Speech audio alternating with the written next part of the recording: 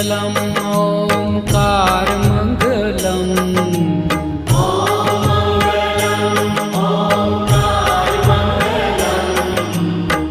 आपो अखण्डमण्डलाकारमङ्गलम् आपो अखण्डमण्डलाकारमङ्गलम्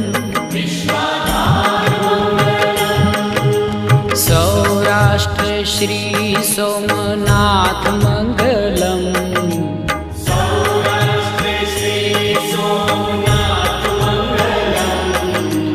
सौराष्ट्र श्री सोमनाथ